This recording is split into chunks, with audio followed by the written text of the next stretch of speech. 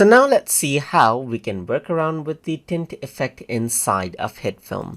So over here you can see that I have this clip right here, and in order to add in the tint effect, I'm going to go around under the effects tab right here.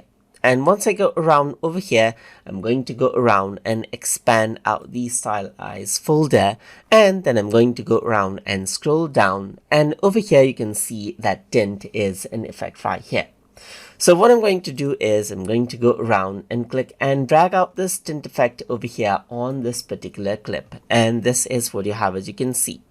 So the brightness level used is luminosity right here, or you can base it on lightness or intensity, as you can see right here. And you can see that as I go around and use tint, you can see that it is much more softer.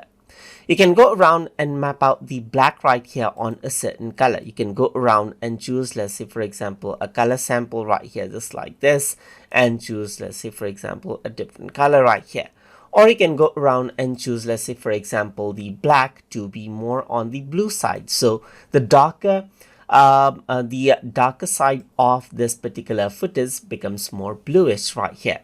Similarly, I can go around over here on the brighter side and I can make it more reddish, as you can see right here. Or I can go around and make it more yellow or green, as you can see right here. And now what happens is that the darker side is blue and the brighter side is green, as you can see right here. Or I can go around and make it more red right here. So this is how you can give it a cinematic look as well. You can also go around and change around the amount of tint right here, as you can see. So you can really go around and make it intense right here, just like this. Or you can go around and go more on the darker side or the brighter side right here. So you can utilize this particular slider for that.